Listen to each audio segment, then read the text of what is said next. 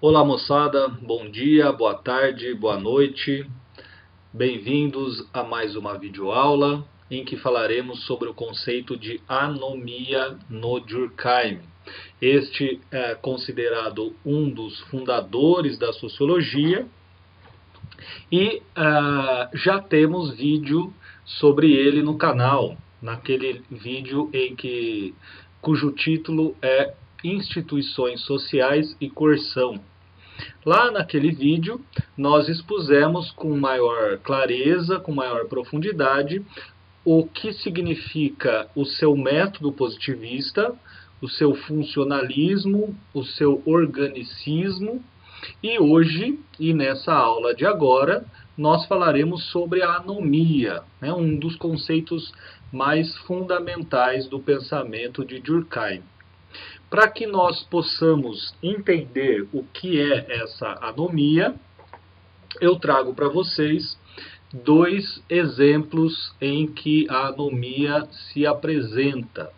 Então a gente vai falar sobre a criminalidade e o suicídio dentro de uma visão positivista.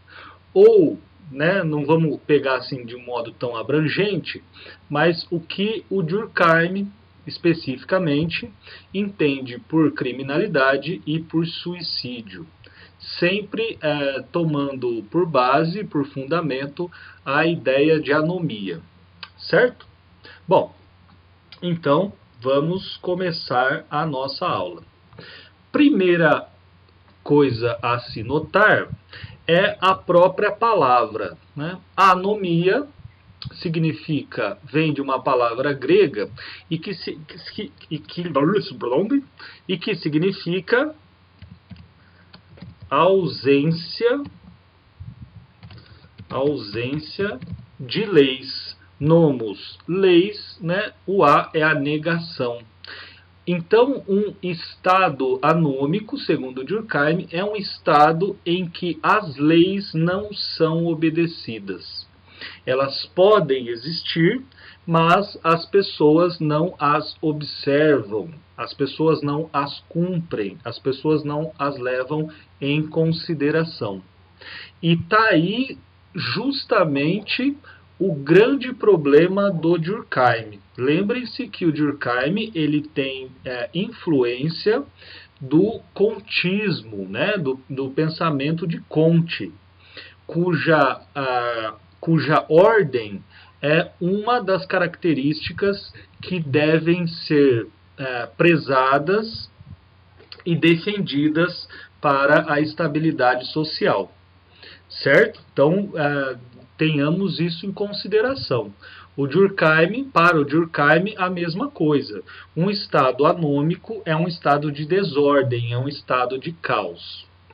Bom, exposto então essa definição de anomia, vamos para o próximo passo, que é entender quando que a anomia aparece dentro da criminalidade. Esse é o ponto, certo? Bom, então pensemos, eu sou um sociólogo positivista, ou seja, eu sou um sociólogo que me atenho aos dados, que me atenho aos fatos e faço parte do Ministério da Educação, certo? Do Ministério da Segurança. Faço parte do Ministério da Segurança. E aí, todos os meses, eu recebo relatórios sobre sobre os diversos crimes e as diversas regiões em que esses crimes acontecem, certo? Então, imagine aí na sua cidade que tenha um sociólogo igualzinho a esse que eu falei. Imagina um bairro X aí da sua cidade, em que a taxa de homicídio ela é de 2 pessoas por mês. Ou seja, 2 pessoas são assassinadas por mês. Certo? Imagina aí, vai fazendo uma força aí de imaginação. Então vamos imaginar o seguinte, você recebeu os relatórios, em janeiro ocorreram 2 mortes, em fevereiro 2, em março 2, e aí chegou lá no mês junho, por exemplo, esse assassinato, esse número, ao invés de 2 assassinatos, ele passou para 5. E aí, em julho, 5. Em agosto, ele se manteve 5. E depois ele foi subindo ou descendo. Né? Vamos fazer uma delimitação aí do espaço. Ou seja, houve um aumento nos homicídios. Os assassinatos eles aumentaram. Vamos imaginar que ao longo de 2, 3, 4 anos, esse número 2, ele sempre se manteve. Todo mês 2 pessoas eram assassinadas. Sempre, ou 3 no mês lá, mas isso era raro, ou 1 e era raro, quase sempre ficava no 2. Ora, o que dirá Durkheim, o que dirá este profissional trabalhando na área de segurança? Aqui está normal. Essa região está com a sua criminalidade controlada. Ela está dentro dos padrões, ela está dentro da ordem. Afinal de contas, todos os meses, 2 pessoas são assassinadas. Quando que esse número, ou melhor, quando que a criminalidade se tornará anômica? Quando esse número extrapolar, quando esse número for para 5, né? Quando esse número for para 10. Ou, inclusive, quando esse número baixar. A gente está colocando 2. Vamos imaginar que não teve nenhum assassinato no outro mês, nenhum no outro. O sociólogo ele é chamado para responder a esse fenômeno. Quer dizer, normalmente 2 pessoas morrem. O que está acontecendo que agora não morre mais? O que está acontecendo socialmente lá naquela região que agora não morrem mais? Ou o que está acontecendo naquela região que ao invés de 2, que era o número que vinha sendo repetido ao longo dos anos, passou para 5, né? O que está acontecendo? Então, para o Durkheim, ou para os sociólogos de origem positivista, o crime em si próprio não é um objeto de estudo sociológico. Então, a princípio, vou colocar assim, a criminalidade em si mesma não é um problema urgente para o sociólogo de origem positivista. Não é um problema urgente, significa ele não precisa ser, a criminalidade, ela não precisa ser questionada, ela não precisa ser respondida caso as taxas se mantenham. Lembrem-se sempre disso, gente. A questão da ordem, a questão dos padrões estabelecidos, a questão, se você quiser, inclusive da harmonia, né? Da harmonia. É quando todas as coisas seguem o mesmo fluxo e se repetem, os dados se repetem ao longo do tempo. Então, voltando lá ao nosso exemplo, se aquele 2 está se repetindo há muitos meses, não precisa, o sociólogo não precisa se preocupar, afinal de contas, está dentro da normalidade, está dentro da norma, está dentro das leis de funcionamento daquele lugar. Sempre 2 pessoas são assassinadas. Então, para finalizar esse ponto, quando o sociólogo será chamado? Quando esse número desviar, ou para cima ou para baixo. né? Quando ele se alterar, aí o sociólogo tem que ser chamado. O que aconteceu? Por que tem muito mais pessoas morrendo lá? Né? O que aconteceu em que houve esse salto na criminalidade, por exemplo? Aí sim a questão ela passa a ser urgente. Aí sim a criminalidade passa a ser urgente. Pessoal, isso ficou claro? Se ficou claro, eu só vou enunciar e depois na aula ou nas aulas que propriamente da teoria crítica, eu volto a essa questão. Mas, então, só enunciando, vocês poderiam se perguntar, falar assim, ué, mas como assim? Como assim que o crime está dentro da normalidade? Né?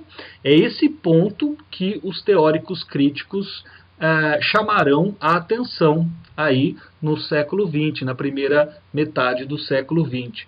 Peraí, mas como assim que o crime, então, quer dizer que se num lugar a taxa de estupro é de 10 mulheres por 100 mil, e esse dado ele se mantém, quer dizer que está normal, está dentro da norma. Né? A teoria crítica vai falar, mas não é possível. Né? Uma sociedade que considera normal o estupro, o assassinato, os roubos, enfim, não pode ser adequado. Né? Uma sociedade que considera isso normal não pode ser uma sociedade sadia. Né? Não pode ser uma sociedade sadia. Só pode ser uma sociedade sádica. Só pode ser uma sociedade doente. Não é especificamente aquilo que os positivistas pensam. Tá bom? Então, fechando esse nosso parênteses, fechando essa nossa sugestão de reflexão, a gente avança para o próximo tema e último tema, que é o suicídio. Então, vamos lá, senhores e senhoritas. Muito bem. Por suicídio, o que nós entendemos? Né? Qual que é a definição de suicídio? É o ato em que a própria pessoa tira a vida dela. Né? É o ato consciente em que a pessoa tira a sua própria vida. Português muito claro, se matar ou matar-se, se vocês quiserem. Mas de uma maneira intencional, sabendo que essa ação a levará à morte. Isso é suicídio. Bom, o Durkheim, como vocês sabem, eu já falei na outra aula e repito, o Durkheim ele é um filósofo de formação. Né? Ele não é um sociólogo. Por quê? Porque, de fato, quem cria a cadeira de sociologia na Universidade da França é o próprio Durkheim. E ele cria essa cadeira de filosofia, ele cria essa disciplina, sociologia, né? Ele cria essa disciplina sociologia a partir deste livro, O Suicídio. É a sua tese de doutorado.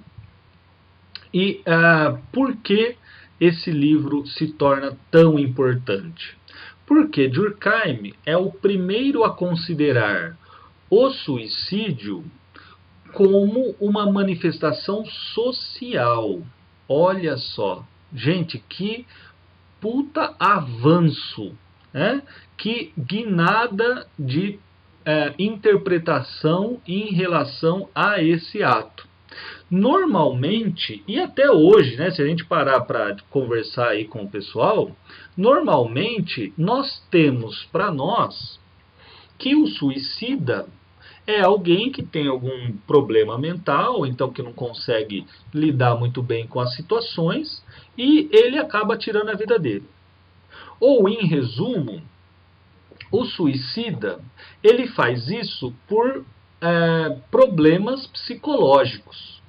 Então, sempre o suicídio, e sempre significa até o finalzinho do século XIX, sempre o suicídio ele foi tomado como um fenômeno social, ou seja, um fenômeno que existe uma ocorrência na sociedade, uma ocorrência não pequena, né, na sociedade, mas que tem como motivação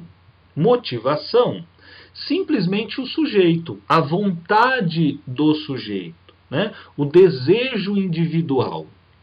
E o que o Durkheim fará é dizer o contrário disso. Ou seja, o suicídio, ele é um fato social, portanto ele é um objeto da sociologia, porque a relação entre entre indivíduo e todo dentro do suicídio aparece nas suas cores mais nítidas, né? Em outras palavras, o suicídio ele é provocado pela influência do todo, disso daqui, sobre o indivíduo, né? Então, é o todo que, de uma certa maneira, que nós veremos agora, que de uma certa maneira influencia esse e esse é levado a tirar intencionalmente a sua própria vida. Certo? Bom, o Durkheim, ele faz uma tipificação dos suicídios. Para ele, existem 3 tipos de suicídios. O primeiro suicídio é chamado de altruísta. Altruísta. Quem é o suicida altruísta? Altruísmo, popularmente, fazer o bem sem olhar a quem, né? Fazer uma boa ação, colocar-se como colocar-se a favor da coletividade, né? Fazer o bem ao todo, mesmo que essa ação não traga benefícios particulares. Isso é o altruísmo. No caso, existe, segundo Durkheim, um tipo de suicídio chamado altruísta. O que é esse suicídio altruísta? É um suicídio em que o indivíduo ele se dissolve dentro do todo. Em outras palavras, aquilo que o indivíduo se identifica, ou seja, é a mesma coisa do que aquilo que a sociedade é. Ou, se você não entendeu ainda, o suicida altruísta, ele não tem personalidade. Os seus desejos, eles se identificam aos desejos da sociedade. Aquilo que a sociedade quer é o que ele quer. Certo? Então, eu vou colocar aqui, já dou alguns exemplos, eu vou colocar aqui que o suicídio dito altruísta, vamos melhorar um pouquinho a nossa lousa, o suicídio altruísta é aquele em que o indivíduo se dissolve dentro da sociedade. Então, nós temos diversos exemplos ao longo da história. Chamo a atenção para 2. Um tradicional, que é o caso, por exemplo, dos samurais, né? Os samurais, eles tiram a própria vida quando eles se veem numa situação em que esse ato irá trazer certos benefícios para a sua sociedade. Ou então ele tira a sua própria vida porque ele se sente desonrado. Ele perdeu a sua honra, ele perdeu a batalha. Então, na sua cabeça, essa sua ação de ter perdido a batalha o faz com que ele não seja bem visto na sua sociedade. Então ele tira a vida antes que... ele tira a sua própria vida para não retornar a essa sociedade que, segundo ele, o veria como um fracassado, né? Nós temos suicidas altruístas heróicos, né? Que é esse caso que eu falei, ele pode ser considerado um herói. Nós temos os homens-bomba, que são considerados heróis pela sua sociedade, né? Então veja, o cara, eu vou colocar em termos assim muito simplistas, tá? Mas em, de uma maneira assim, né, muito simplista, o cara em sã consciência não se enfiaria lá um monte de bomba e se explodiria no mercado público. Em sã consciência. Por isso que eu estou dizendo de maneira muito simples. Né? Eu sei que tem diversos aspectos envolvidos, mas que eu não vou levantar aqui nessa aula. Mas vejamos, o sujeito, ele, né, normalmente, ele não se colocaria lá um monte de bombas e se explodiria. Mas alguns fazem. Alguns sabem que vão morrer, mas fazem isso em nome da sociedade. Para o bem, ou pela manutenção, ou pela, enfim, pela vitória que eles acreditam poder trazer a essa sociedade. Os kamikazes, lembram-se dos kamikazes, né? Que os caras vinham, os japoneses vinham com os seus aviões e jogavam esses aviões, né, e dirigiam em direção aos navios dos inimigos. Então também o cara sabe que vai morrer, mas é um suicídio considerado para o Durkheim de altruísta. Maravilha? Beleza. Então, o segundo tipo de suicídio é o egoísta. O suicídio egoísta. O suicida egoísta é justamente o contrário do altruísta. O egoísta é quando ele indivíduo, não se identifica com o todo.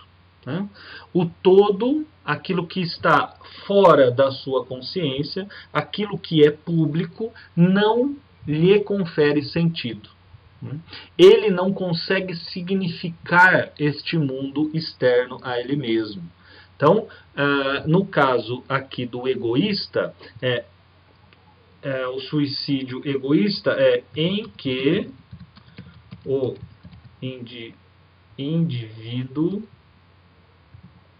indivíduo não se adapta à vida em sociedade. E essa adaptação ele não vê significado na vida em sociedade. Manja, né, o sujeito que fala assim, eu prefiro ficar aqui dentro de casa, como que é aquele ditado popular, quanto mais eu vivo com os homens, mais eu admiro o meu cachorro. Esse cara é um egóico, né? Ou seja, a sociedade, ele não entende que a sociedade,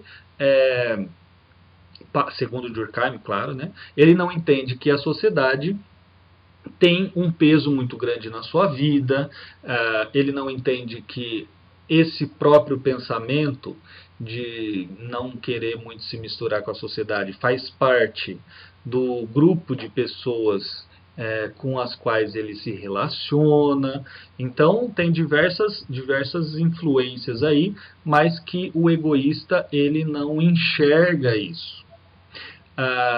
Um exemplo, eu acho muito bonitinho, até romântico, deste suicida egoísta é o que quando o Durkheim fala sobre os amantes. Né?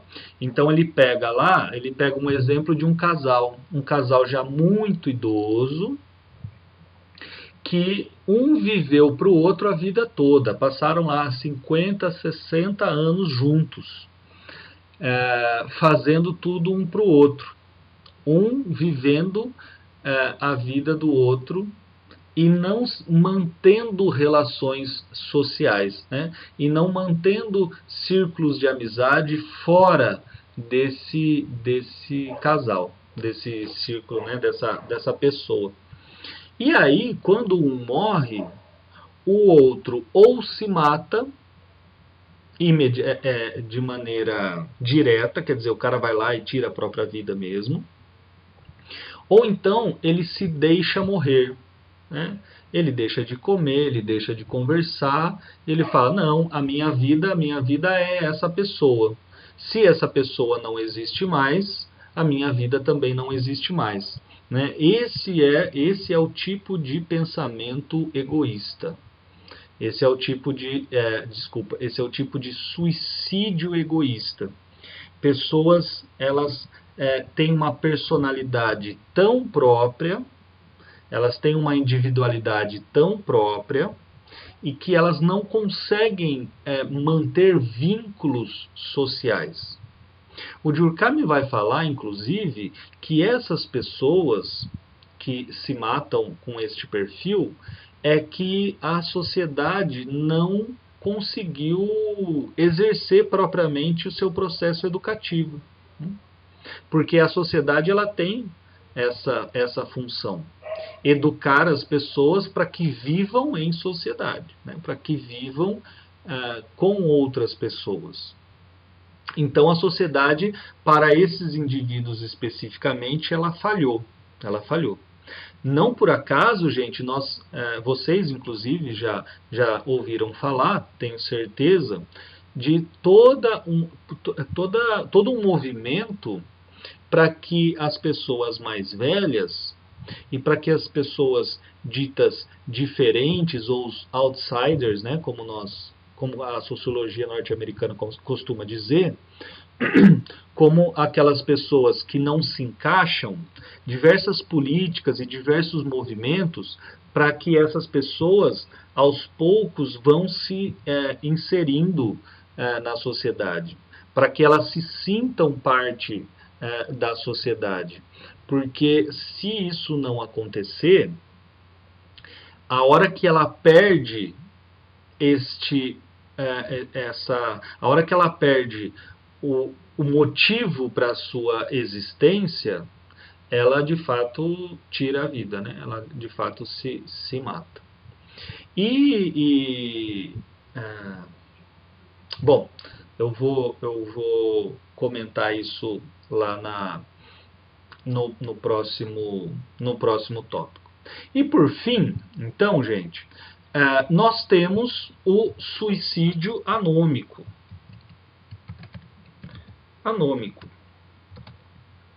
Olha só a anomia aparecendo de novo. Isso significa, gente, se você está muito esperto acompanhando a aula, você já percebeu que se existe um anômico, significa que o primeiro e o segundo tipo de suicídios são suicídios normais. Olha só. Né?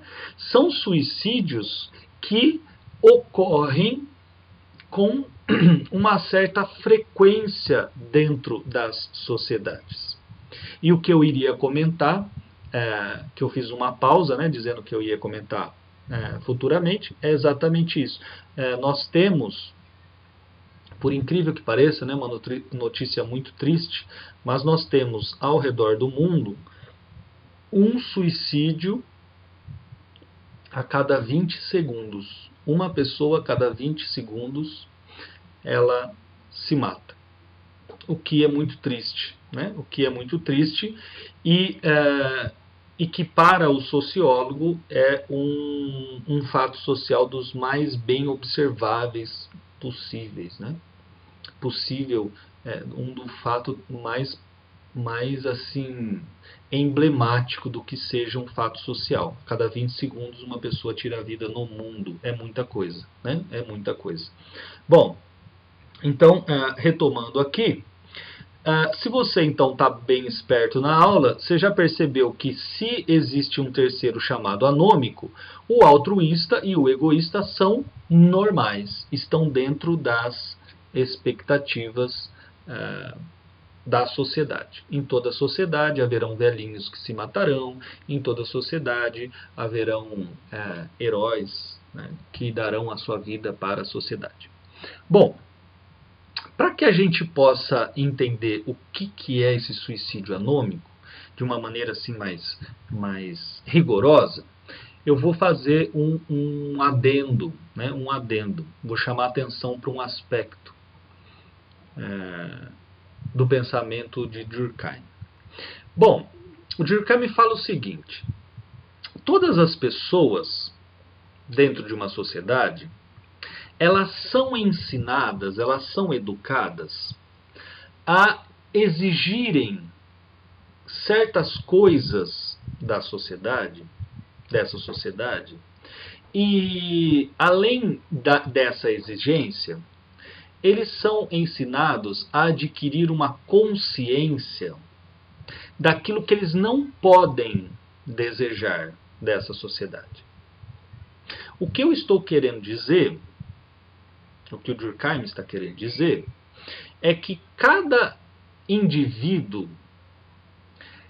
cada extrato social, vou usar essa palavra, cada extrato social, cada grupo de profissionais dentro de uma sociedade, ele sabe aquilo que a sociedade pode lhe oferecer e ele sabe também aquilo que a sociedade não pode lhe oferecer. Então, um dos papéis da sociedade é justamente esse. Vou dar um exemplo. Eu, como professor de escola pública, professor de escola particular, eu sei o que a sociedade pode me oferecer. Então, por exemplo, eu posso esperar da sociedade que ela me forneça uma casa no valor de, sei lá, 300 mil reais, 400 mil reais. Eu sei que a sociedade pode me oferecer um carro no valor de 50, 60 mil reais e ponto final. Entre outras coisas, evidentemente, né? Entre outras coisas. Mas eu sei também que a sociedade, sendo eu professor, que a sociedade ela não me oferecerá a possibilidade da compra de uma ilha. Eu não posso esperar isso, né? A minha profissão ela não permite isso. Eu não posso esperar que eu consiga comprar uma Ferrari, que eu consiga morar num condomínio de 5 mil reais de condomínio, né? Enfim. Então, quando a sociedade está sadia, isso significa que as pessoas elas estão cientes dos seus limites, né? De tudo aquilo que a sociedade pode lhe oferecer e que ela deve cobrar por isso, e aquilo que a sociedade não pode lhe oferecer, e o sujeito se adequar a isso. Olha só a ordem, né? Olha só a harmonia, olha só a estabilidade. Eu me contento com aquilo que a sociedade pode me oferecer. Acontece que, vamos imaginar que um dia mude o presidente da República e que esse presidente da República ele estabeleça um salário para o professor, um piso salarial de 12 mil reais. 12 mil reais é o mínimo que todos os professores devem ganhar. Fora as aulas que ele... Então, por ser professor, ele tem lá esses 12 mil reais e mais uma bonificação por aulas. Você imagina o quanto chegará o salário de um professor. Então, esse sujeito, no primeiro ano de mandato, ele vai lá, ele executa essa lei é colocada no Congresso, aqueles trâmites que vocês conhecem, e aí, de uma hora para outra, eu deixo de ganhar, não vou falar, né? Eu deixo de ganhar X e passo a ganhar 50 mil reais por mês. Olha que beleza, né? Com 50 mil reais, a sociedade ela começa a me oferecer determinadas coisas que eu não estava anteriormente autorizado a desejar. Então eu começo a desejar por serviços sociais que antes nem passavam pela minha cabeça, ou se passavam era simplesmente um sonho, né? Então com 500 mil reais, com 50, nossa, 500 mil reais seria melhor ainda, mas com 50 mil reais eu vou lá, eu posso ter um carro 2.0 da marca X, eu posso comprar uma casa de 4 quartos com não sei o que, eu posso colocar o meu filho numa escola Chevrolet, posso fazer um pé de meia, tá. Mas vamos imaginar que este presidente, no seu segundo ano de mandato, ele sofre o impeachment. Ele é impedido de governar e o seu vice assume, e uma das primeiras medidas é voltar o pagamento dos professores. Então, aqueles 50 mil que eu ganhava, eu já não ganho mais. E eu coloquei todas as minhas economias, eu fui parcelando tudo, comprei lá um monte de coisa, né? E agora eu estou ganhando o que eu ganhava normalmente. O que eu ganhava normalmente, como vocês já devem ter já se tocado, né? O que eu ganhava normalmente não vai dar para eu pagar isso. Né? Não vai dar para eu pagar. Então, o que eu faço? Ou o que algumas pessoas fazem? Se matam. Deu para entender? Esse estado anômico é essa alteração brusca entre aquilo que os homens desejavam e o que eles agora, entre o que os homens podiam e o que eles podem. É essa alteração, né? É essa oscilação, seja para cima, seja para baixo. Você está acostumado, eu pensei em uma situação em que eu ganhava X e eu passei a ganhar 30x. Mas você pode fazer o movimento inverso, que foi justamente aquilo que aconteceu com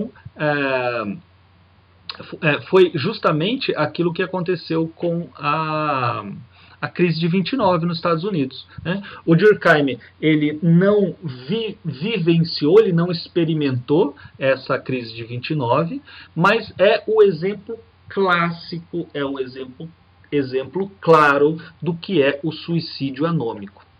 Ou seja, aquelas pessoas que se mataram foi porque elas fizeram todo aquele investimento na bolsa, então elas esperavam rios de dinheiro e, de fato, dentro daquela circunstância, elas iriam ganhar um rio de dinheiro, só que esse rio de dinheiro, ele sumiu, né? Ele evaporou.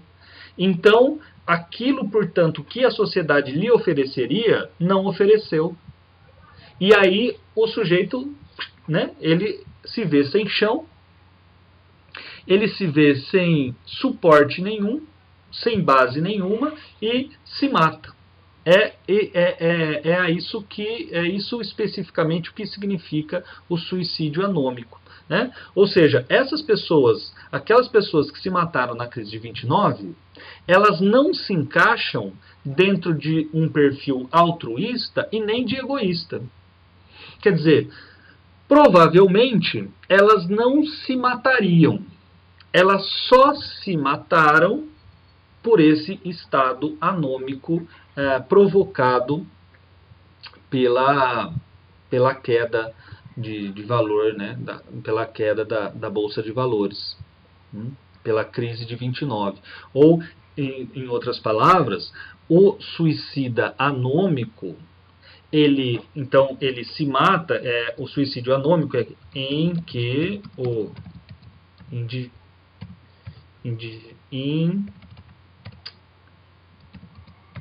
indivíduo não suporta a instabilidade social. Em que o indivíduo não suporta essa instabilidade social. Certo? Então, estados de guerra, evidentemente, provoca, entre os civis principalmente, esse suicídio anômico. Você estava acostumado a uma vida tal, você tinha lá os seus lugares que você fazia compra, que você se reunia com os amigos, e você está percebendo que você não pode ir mais para lá, que um sujeito morreu, que existem soldados que estão ocupando. Então, tá vendo? Aquilo que a sociedade poderia te fornecer, que você estava acostumado a receber da sociedade, não pode mais. Estados de guerra, eles são emblematicamente estados em que tem uma ocorrência grande aí dos suicídios anômicos. Tudo bem, gente? Entendemos aqui os 3 tipos de suicídio, a ideia de anomia, a ideia de criminalidade. Uma aula super importante, nos ajuda a pensar um pouquinho nas questões de a melhorar a nossa argumentação na redação, essa influência que a sociedade tem sobre cada um de nós, o peso, né, das instituições sociais que nos formam no sentido mais forte do termo, né, que nos criam efetivamente. Essa é a visão que o Durkheim tem sobre o ser humano. Não existe uma personalidade própria, não existem desejos próprios, mas um reflexo, né? Esses pretensos desejos, essa pretensa individualidade, ela é um reflexo do meio social em que vivemos. Tudo bem, gente? Maravilha! Espero que vocês tenham entendido, espero que tenha ficado claro. Caso não tenha ficado claro, caso vocês não tenham entendido, me procurem ou pelo canal, ou pelo WhatsApp, ou pelo Facebook. Tudo bem? Gente, um beijo, muito obrigado pela companhia e até o nosso próximo vídeo. Valeu!